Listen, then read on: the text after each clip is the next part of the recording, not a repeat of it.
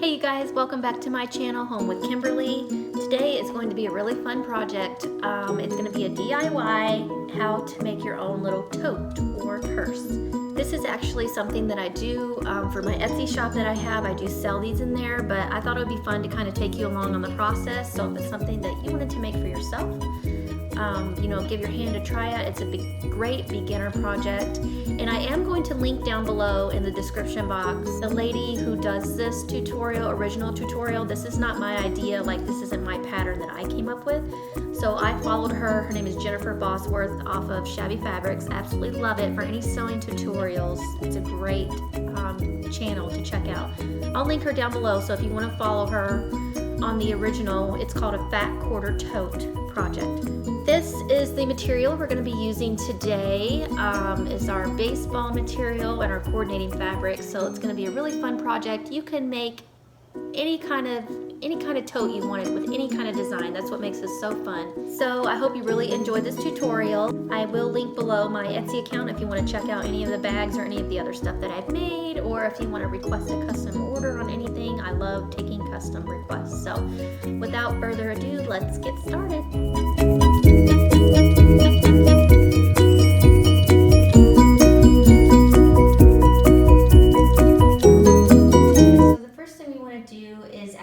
Pick out our coordinating fabrics for the tote. I am doing this cute little baseball fat quarter tote. I've made a few of these. I have an Etsy shop that I sell these on. These are quite popular, and I'm actually getting ready to make another one for a customer who ordered. I'm going to take the tape off of here and take this over to my iron, get these all ironed, and then I'm going to cut my pieces according to the project length that I need. Okay guys, so I am ready to begin sewing. I've got my top piece, the outer piece, this is the lining, and then I have my 6 coordinating pieces for the straps and for the upper edge of the purse. So I'm going to start out with 2 of these lining pieces, and we are going to place these. These are going to go right sides together, and I'm going to sew probably about a 1/2 inch seam all the way down. So this is going to be for the outer part of the tote, so let's get started on that. Okay guys, so I've got my white thread, coordinating thread ready to go. I've got it on the 1/2 inch mark here. Put my presser foot down, and I'm going to just sew a straight line all the way down. Okay guys, so I just sewed my straight stitch all the way down. So you can see when I flip this out how it's going to look. And I'm just going to do the exact same thing to the other side, and I'll meet you right back here. Okay you guys, so I just finished sewing on my coordinating fabric here that's going to be for the top of the purse on both sides here. And now I'm going to flip this over. I've got it on my ironing board, and I'm going to press the seam open. And then I will come back and show you what to do next. Okay, so as you can see, I have pressed these seams open flat. And the next step is to take our interfacing or our fusible webbing. I'm going to cut this down to the right size. And there is I don't know if you can see how that's shiny. The shiny side is going to go down against the fabric, and then you're going to take your iron, going to iron this right on, and it's going to stick to this fabric, and that's what's going to give it some nice structure for our tote purse. Okay, so I just finished ironing on my fusible webbing, and you can see how that's all just one piece together now, and it's going to give some more structure to my bag. I'm just going to try to trim off this little excess piece here, and then we will move on to the next step. Okay guys, so for my next step, I am just simply taking my lining piece here and doing exactly what I did with the outer fabric for the bag. I'm just putting the top part right sides together against my lining, and I'm going to sew this piece on this short end, the 17-inch long end, and do the same thing on the other side, and I'll meet you right back here. Okay, so now I've sewed the top coordinating fabric to the inside lining fabric, and I'm going to do the same thing. Just flip this over and press these seams open, and this is our lining fabric, so we're not adding any kind of stabilizer. So we're just going to press these seams open, and then I'll meet you back here. Okay guys, so we just finished up our lining piece. Now we're going to take these two last 3¼ by 17" pieces that we cut, and we're going to make the straps. So I already started making one strap to kind of, so you could see how it was. I folded it in half, and then I pressed that. And then I just kind of tucked this under, about 1/4 inch and ironed that down on each edge. And then you're going to cut about 1 inch wide, and it's just as long as your strap length of your fusible webbing. And you're going to place that in here, and you're going to iron that down. And then when you close this over like this, after that's of course been ironed down, then you're going to have these two edges that'll come together. These will be folded under, and you're going to sew just a real small little tight line, top stitch across here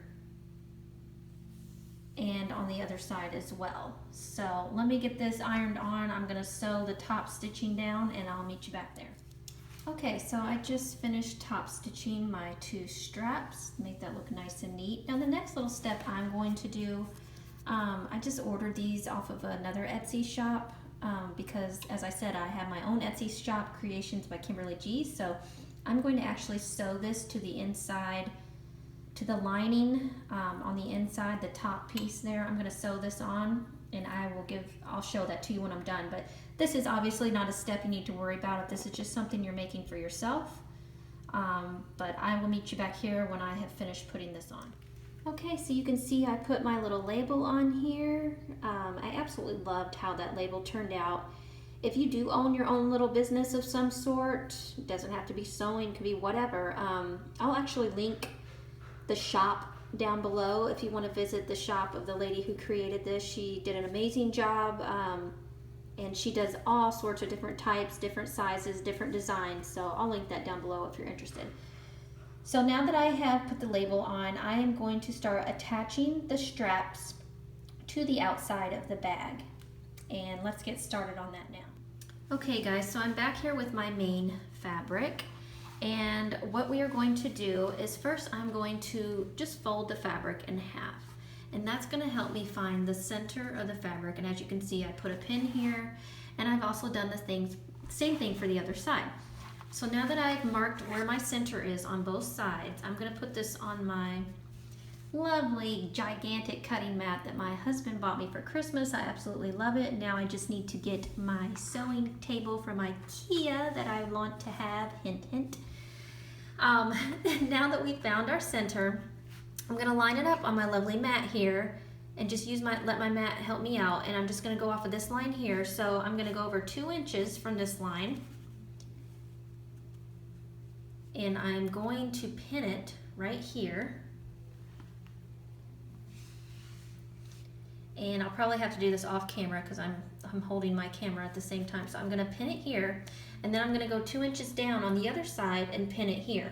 And just make sure when you're pinning it, as you loop this around, make sure it's not twisted or anything like that. And I'll show you that when I come back. Okay, so I have my straps pinned on both sides of my bag here. And again, there's my center. I just went 2 inches over this way and 2 inches over that way. So they're going to be nice and uniform. I made sure there's not any kind of twist or loop in the strap here. So now what I'm going to do is I'm going to use a basting stitch, which is basically just a longer stitch, and I'm going to go all the way down and just baste this on to my bag. So let me do that, and then I'll meet you back here. Okay guys, now I have my straps basted on there, and now we're going to bring together the right sides.